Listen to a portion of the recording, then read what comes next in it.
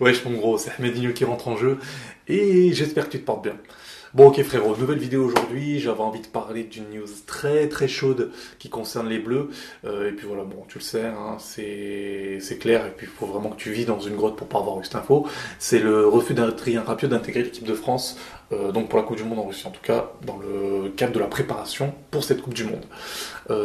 J'avais envie de donner mon analyse, enfin mon analyse, hein. Donc mon point de vue plutôt sur cette situation-là, le comportement d'Adrien Rabiot, et puis surtout son futur en équipe de France à moyen et long terme.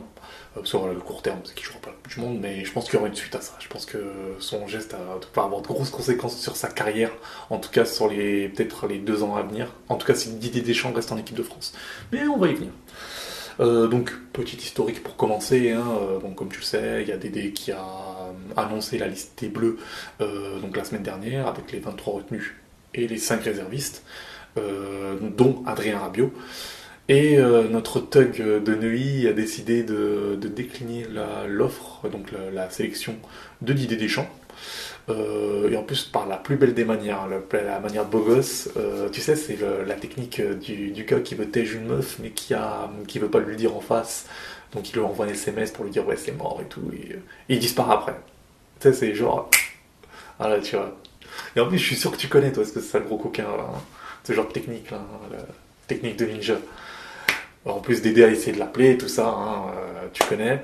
Et donc voilà, vraiment à disparition totale. Mais voilà, mais bon, soyons sérieux 2 minutes. Maintenant, il y a quand même un comportement. Voilà, on a vu que les gens étaient assez, on va dire, choqués. Bon, choqués, hein. On va dire qu'il y a un niveau de choc en fonction de... Mais on va rien dire, hein, voilà. En tout cas, voilà, les gens ont quand même exprimé leur mécontentement, les gens n'ont pas compris cette décision. Et puis voilà, Deschamps, comme je te l'ai dit, hein, il a décidé d'en parler en conférence de presse et voilà, il a dit qu'il assumera. Et comme je te dis, c'est ce terme il assumera qui je pense, va être lourd de sens. En tout cas, moi, la première chose que je retiens de ce sujet-là, c'est que c'est chaud. C'est chaud, gros. Enfin, ça, on parle pas de son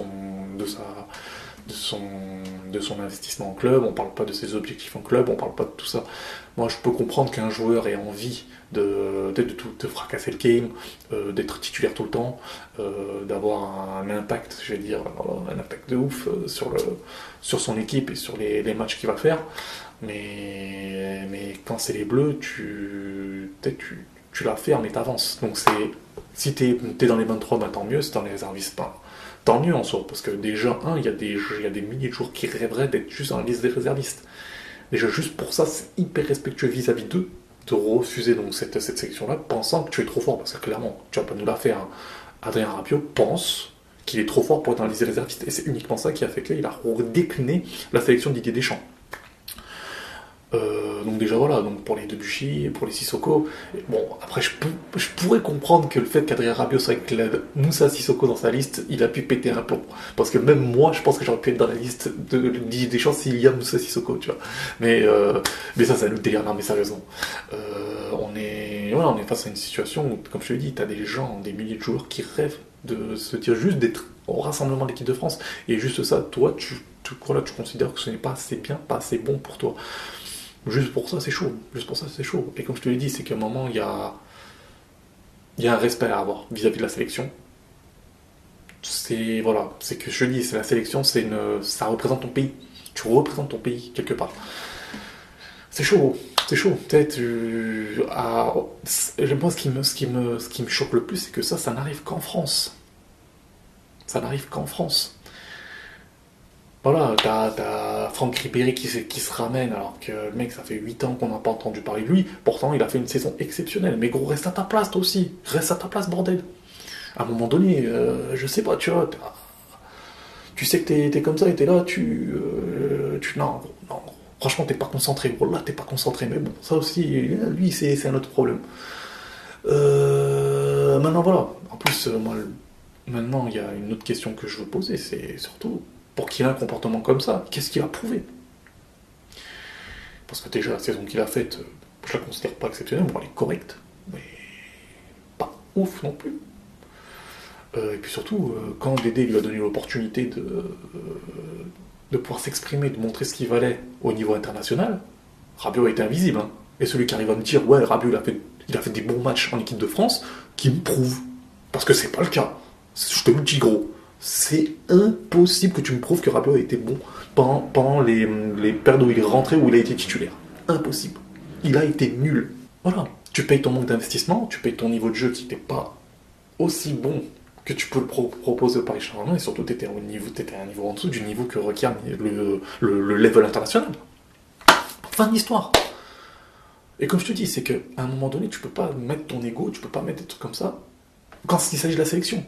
C'est aussi simple que ça. Maintenant, comme je dis, il y a ce genre de choses-là dont on parle et mais qui me choque vraiment, parce que, comme je te dis, c'est que tu respectes ni le pays que tu peux représenter, parce que c'est ça quelque part, tu respectes pas les gens qui vont te soutenir, tu respectes pas le maillot, que comme je te le dis, des milliers de joueurs rêveraient de porter ce maillot-là. Donc moi ça me choque. Mais bon, après, comme je te dis, c'est un point de vue maintenant, voilà. La question qui va se poser, c'est que t'as d'autres mecs, un mec notamment, moi, c'est dans l'actu, je vais dire récente, qui a beaucoup plus prouvé que toi, qui a été beaucoup plus décisif que toi, et qui a beaucoup plus de titres que toi. Enfin, c'est Karim Benzema. Et clairement, le problème avec Karim Benzema, c'est pas tant son niveau. Parce que, voilà, on le sait, pendant des matchs et des matchs, le mec n'a pas planté un but. Mais Didier Deschamps a continué bec et ongle de le sélectionner, et il était convaincu que, voilà, enfin, j'aime pas Didier Deschamps, hein, pour moi il faut qu'il parte. Il faut que ce soit Zidane. De toute façon, le prochain sélectionneur sera Zinedine Zidane, je te le dis tout de suite. Mais il y a certaines choses où, voilà, t'as des trucs choquants, des trucs moins.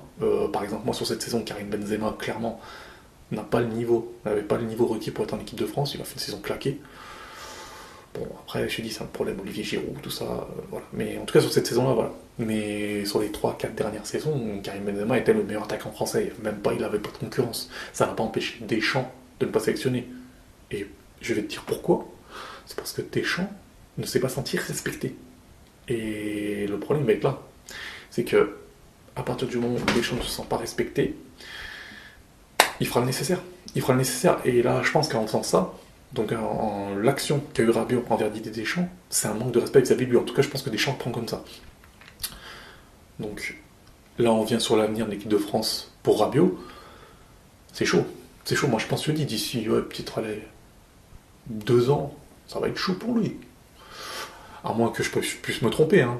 Mais après, voilà, si Deschamps va passer des trucs comme ça, c'est chaud. Après, voilà, c'est comme je dis, un autre sujet.